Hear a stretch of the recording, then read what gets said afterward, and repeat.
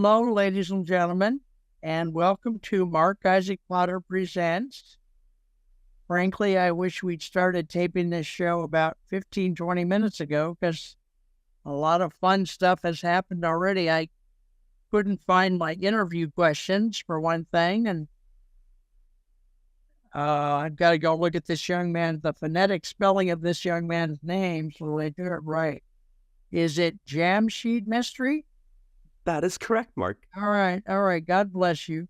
So, Jamsheed, please tell us about yourself as a person. Like, where did you grow up? Let's start with that. Where did you grow up? And while you're doing that, I'm going to turn my head and try to queue up the questions, okay? So we're both here. It's all good. Tell me about where you grew up and a little bit about your childhood and your teenage years, that kind of stuff. I would be happy. We want people to get to know you as a human being. I should say that Jamsheed Mistry is a environmental scientist. He's an extremely likable guy. Like I told him a few minutes ago, almost to a default. He's probably one of the nicest people I've met, except for Nelson Mandela. No, I'm kidding. I make a lot of jokes. All right. Tell us about your childhood and your teenage years. Sounds great, Mark. Thank you so much for having me on your show. It's an honor to be here. Very welcome. It's an honor to have you here. So, my name is Jamsheed Mistry, and I was originally born in Mumbai, India, but I grew up in Toronto, Canada. It was actually my childhood in Canada, living in a very suburban neighborhood that I would actually begin my journey as an environmental scientist. In Canada, I'm sure from all the hockey, as hockey is a very popular sport over there, especially in Toronto, there's a team called the Toronto Maple Leafs, and they're actually named after the maple tree. And essentially, in my neighborhood where I grew up, there were a lot of maple trees and beavers and the bees and a lot of wildlife, since it was a very suburban neighborhood. And Okay.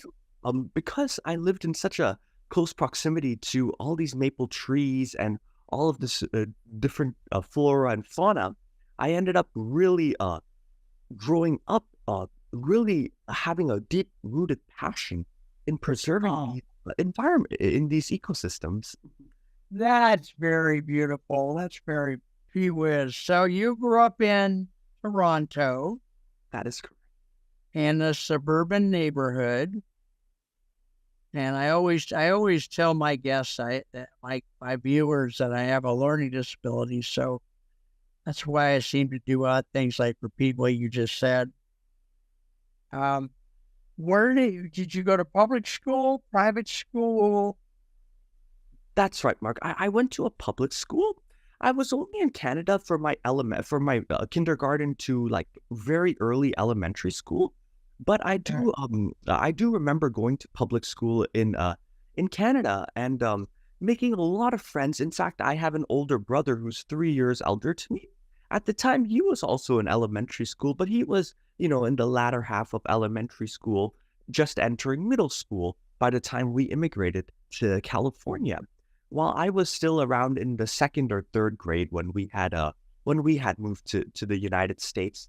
But I remember my childhood in Canada greatly, Mark. I had some of the most amazing experiences in Canada growing up in a public school, interacting with friends and my community. And honestly, I was just really blessed to have the childhood that I had. So give us an example of one of those experiences.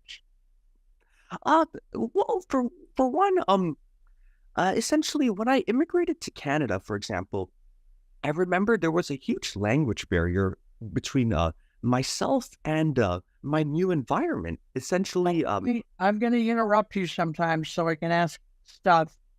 I understand that India has like, I don't know, 180, 200 languages. Which language of India did you speak? I spoke a language called Gujarati. Mark. It's a language. Is that pretty common or not? It is a very common language in India.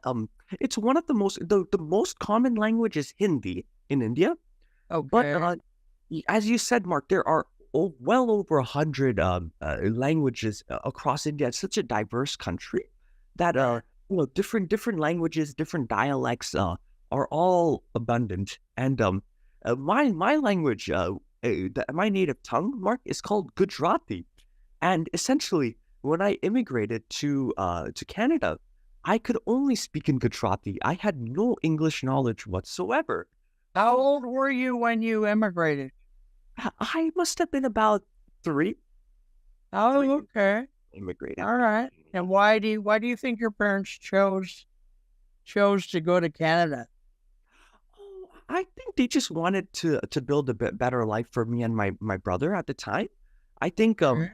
they grew up in India. Of course, my parents loved it in India, especially my dad. He he is so passionate about India. He would always visit there and always tell me stories about his childhood. My mom too, she loves India. But I think for when me and my brother were growing up, my parents had decided, oh, they wanted to take us to a different environment, to the West, and And it seems like a lot of people from India do actually go to Canada. There's an American politician whose father was a professor, and he came from India to Canada, and because he got a job in Canada, which I suspect your dad did too. And then they moved to the United States later. So it seems to me like a common path. Do you think it's a common path? um, I do, Mark. Definitely. It's a relatively common path for people from India to immigrate to the West, especially countries like Canada, because I think they're more receptive to immigration. And they actually have a very small population. Canada relatively has a pretty small population, Mark. So I think they're more encouraging about immigration because Right. they want to increase the workforce, the people going to college and getting educated and things like that. When I talk about my college years, Mark, I'll also I actually went back to University of Toronto, even though I grew up or I spent the latter half of my K-12 education in California. I You actually did? did go back for my college studies in When Toronto. did Okay, when did you move to California? Let's go back and forth here. When did you move to California? I moved to California when I was about 8 years old in the third grade. I'll be darned. Okay. Um, That's Huh. I was also still very young, so half of my childhood was in Canada, and the other half was in the US, in California. So that's interesting. Your parents would have had to, get naturalized in both countries, Canada and then the U.S. What does your father do? Is he a professor, or what does he do for a living? My, my father, Mark, he's an accountant. He basically Okay. he does a lot of audits, and he basically manages finance. Like he majored in business, and Okay. actually, yes, he's an Tell us about the moment in your life. I think you would have probably still been in grade school in Toronto, perhaps. The moment in your life when you knew that you wanted to be an environmental scientist. the moment that I knew I wanted to be an environmental scientist was actually in the summer of my second year of college. Mark, Okay. in the summer, typically when I was in college, I would always come back from University of Toronto back home to my home in California, and Okay. in that summer in particular, I took a summer course in my local community college. And when I took this summer course, it was a course in environmental science. It was an introductory environmental science course. And prior Okay. to taking this course, Mark, I had I had never taken any environmental science courses. I had taken courses that were very similar, like ecology and evolutionary biology, but I had never taken an environmental science course. And I just Okay. decided that, you know what, this is. Originally, I hate to say it, but the reason why I enrolled in that class was to, get credit for my biology major. I love it. See, this is the kind of stuff I like about life. That's But right, up Mark. and when people rewrite their history, they don't always tell the stories like in this way that, I did it because of this and this and this. Very fun. Very fun. Thank you, Mark. Thank you. Thank Very you fun. for saying that. I originally wasn't even gonna take this class, but it was a requirement for my biology major, and I just Okay. decided, okay, let me take this environmental science course at my local community college in the summer because I have nothing better to do. And I don't know. I love it. I love it. I Great. So it was like an overview class probably at that time, right? That's right, Mark. That's right. A very introductory level course. And Mark, the very first project I did in that class was actually a project where our class got into different groups, and essentially we um we basically were tasked with the project about selecting what natural ecosystem California as a state should adopt as its state ecosystem because How bizarre. California, yeah, California, Mark, is a very diverse state, very big state, and there are different ecosystems. Like there's a desert, like in LA, Right, right.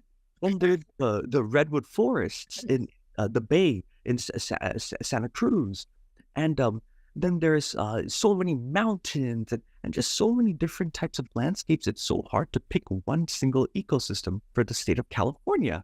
And in my class, Right. my group decided to select the redwood ecosystem, the forest ecosystem, as the ecosystem that California should adopt as the statewide ecosystem. And we Okay. were able to convince I had actually wanted to do the desert, Mark, because I thought California was, mostly a desert. But in the end, I was really happy we selected the redwood forest itself because it's only in California and Oregon that redwood trees actually grow. There's no other place, especially along the coast, the Pacific coast. There used to be a time, Mark, prehistoric, back in the age of the dinosaurs, when redwood trees and forests would be all over the world. But now they're just super specific in California's ecosystem in the Bay, as well Okay. as Oregon. And So they're not in other parts of the world anywhere? that's right, Mark. Nowhere. It's They're just almost extinct. That's crazy. That's that's terrible. right. Are there new redwood trees growing or not? There are now that more and more people are becoming more conscious about, like, the scarcity of these beautiful trees.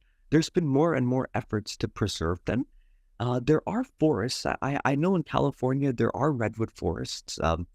In fact, there's also a city in California called Redwood City, and I'm sure that redwood in that city for sure. So Uh, where are these new redwood forests being grown? Where are they being grown? Well, typically, Mark, they grow in very coastal environments. They can't survive inland. If the more inland you get, uh, you Okay, so what would be some, cities or counties where that's happening, and how many redwood forests do you think they're currently creating? One or two or 10 or Mark, I would say, in terms of cities, with cities like San Francisco, like the coastal part of San Francisco, not the yeah, yeah, yeah, yeah. the near the Okay. bay, San Francisco, Santa Cruz. Um, Okay. I would say that cities like San Jose, these cities tend to have a very diverse array of climates and basically conditions that cater towards a redwood forest ecosystem. And Okay. essentially, in terms of how many I think are growing, I would say only a handful, at most five redwood forests. Honestly, Okay. Like, All right. So you took your first environmental intro class as a sophomore. Then at that point you decided to become an environmental scientist. So what did you get your bachelor's degree in, first of all? I did my bachelor's degree in biology and environmental science. Originally, Mark, I was only going to do biology. I was only going to do life sciences, and I really wanted to do Right. like being in a laboratory Yeah. assistant, Okay. some biotech. But Mark, I ended up deciding to double major in my after taking my this environmental science course. Oh God, In my a sophomore year. So glutton for punishment, we say here in the States. I know, I Glutton know. for punishment. Button for punishment. That's right. And this is at Toronto, That's right. This was University of Toronto. So where did you get your master's? my master's, Mark. I got it at a university called San Jose State University. San Jose Okay. State University is actually part of the California State University system. How like Okay. there's the University of California system and the Community College California system. There's also the state universities that California has in the middle. And essentially, Mark, I went to my local, like San Jose, since I live in San Jose, Mark. Right. I, Okay. I, Very nice. I And you that was in. Did you get your master's in a certain aspect of environmental science or what? no, Mark.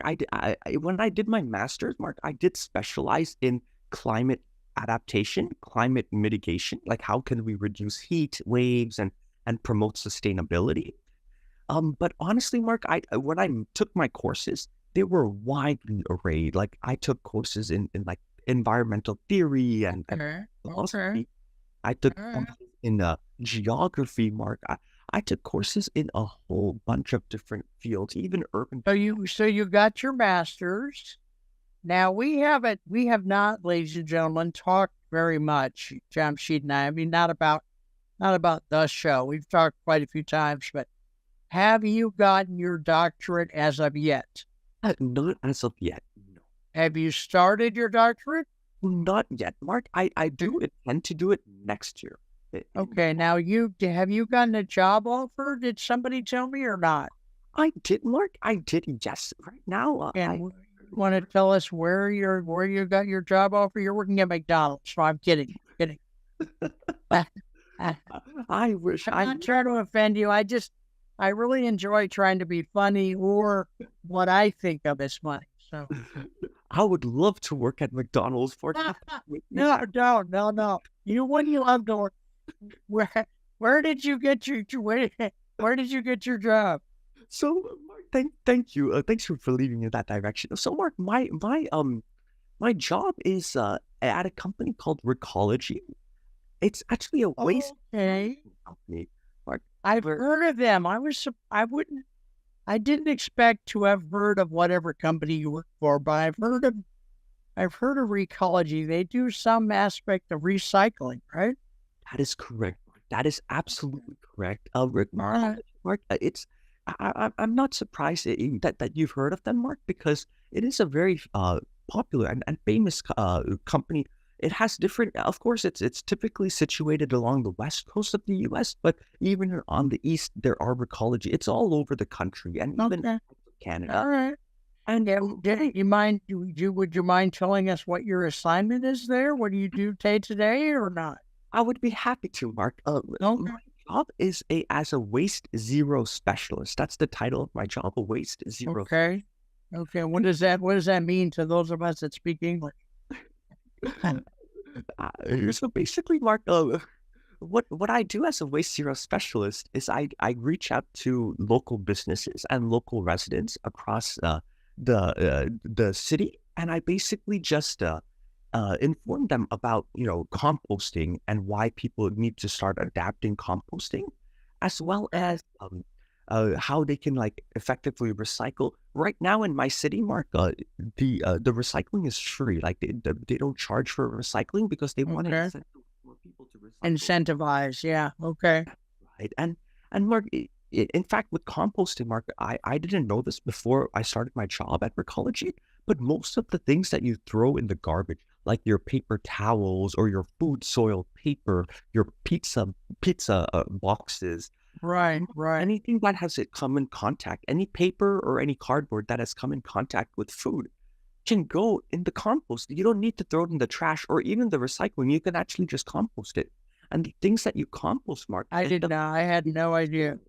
that's right. That's right, I Mark. had no idea. I know it really opened my eyes because in my local neighborhood, for example, there's people have, reservations about composting because there's an odor or it'll attract. Yeah, no, no, it's, we don't, yeah, we don't, I live in Fremont. We don't, I can't even spell composting myself.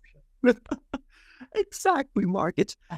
I'm, I'm hoping that the city starts to for cities like Fremont, San Jose, Yeah, Mountain View, yeah. they start to adopt these composting regulations. Is there anybody in recology or even in the whole recycling movement that is trying to work on some other new thing, behavior, component that the public can do to help recycling? Is there, because I find recycling, we do recycle, we have a recycling bin, we have a raw sewage bin or whatever they call it, and we have a one for plants over here too. We're separate.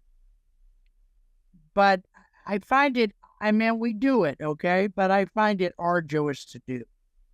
Because when I grew up back in the 1800s, I grew up with Abraham Lincoln's father, but we didn't do recycling. So is there anything new that, do they have like a little think tank over ecology that tries to work on new behaviors that they can introduce to the public to advance and forward the whole recycling thing or not? Absolutely, Mark. Absolutely. Things are always changing and evolving. The way that people recycle. I'm sure when you were a child, Mark, it was much different, for example, than what we do now, and I'm sure 50 years from now, Mark, it'll be even more different, Yeah. cycle and evolve. There's a saying in the waste management field, Mark, that when people transfer their jobs, like they just get recycled, they get recycled. There's actually a saying Oh, God. in the Okay. waste management Yeah, field, okay. just get recycled, Wow. and it's a beautiful, beautiful question that you asked, Mark, because honestly, recycling is so important. People don't realize that. Yes, you can get a carton of milk, for example, but let's say the milk expires, and Yeah. you want to just recycle the carton. Right. But most people, Mark, they will just keep the milk in the car. They won't dispose of the milk in their sinks. They will Right. just dump the carton with the milk in it, so that when it gets to the recycling facility to get sorted out, it just bursts, and liquid Huh. never be recycled. In fact, if liquid gets into contact with cardboards and other paper, that loses its value to be recycled. So it sounds like more education of the public is needed. How could we do that in a way that that make it palatable, that they'll actually listen to it and try to take it in? How do we do that? Exactly, Mark. Education to the public is so vital, and that's the whole reason. In fact, as a waste zero specialist at Recology, Mark, that's actually part of my job, is to reach out to these different residents and communities and businesses, and basically just encourage them to adopt sustainable waste management practices for recycling, composting, and throwing in the trash. And Mark, Okay. that's the beauty about education and outreach. It's basically a very it sounds easy, to recycle cardboards and paper, It's and not, but it's it's not. It's not. so For the average person like myself, not easy. exactly, Mark. It's definitely education is needed, and more people, because Yeah. Mark. It's just it's really important for everyone to be on the same page. Mark. Even as you said, you're from the city of Fremont, Mark. I'm from the city of San Jose, and I'm sure that Fremont has its own different, like things, their own policies about what goes in the recycling. Right. Right. What San Jose has, and it's sad that so many cities in such close proximity, Fremont and San Jose, are very close, and it's so sad that that they have different policies for what goes where, because it makes no sense. Everything has to Do just you be. think it should be state? There should be a statewide or what? I do, Mark. I really do. I think if it's based on local municipalities and local cities, it's just going to cause more confusion. Like if you look. Is there any action toward in the legislature to make that I a statewide thing or not? I believe there is, Mark. At least the ball is rolling on that. Like in terms of compost, for example, there's a new statewide law called SB 1383. SB stands for Senate Bill, and Okay. 1383 Okay. is just the number. And Right. what Senate Bill 1383 does is it basically encourages and it makes it mandatory for businesses, especially restaurants and other places that produce a lot of food waste, to Right. a compost bin like in their Okay. enclosure. Okay. And Okay. that's a statewide regulation. That's statewide. Okay, good. So we're gonna be running out of time here a little bit.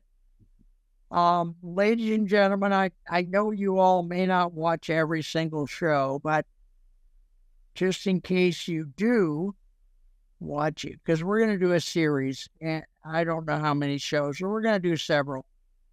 Number one, we have a whole list of very deep, complicated questions to ask Jamsheed in the next few shows. This first show, I just wanted to kind of introduce him and give you a sense of him as a person. What else can I say? That's about it. There was something else, but I don't remember what. But Jamsheed, I really like what you're doing. I want to thank you for choosing this type of work for your life's work, and we're gonna have fun doing these various shows. And ladies and gentlemen, that's Mark Isaac Potter Presents. You can hear my machine telling me that that's the end of the show. So I like that sound, so I'm going to leave it on there. Plus, it makes the show more unusual. So this has been Mark Isaac Potter Presents with our guest, the environmental scientist Jamsheed Mistry. This is part one of 722,000. And we will be back later. Thanks for watching, everybody. Thank you. Thank you, Jamsheed. Thank you so much. Thank you.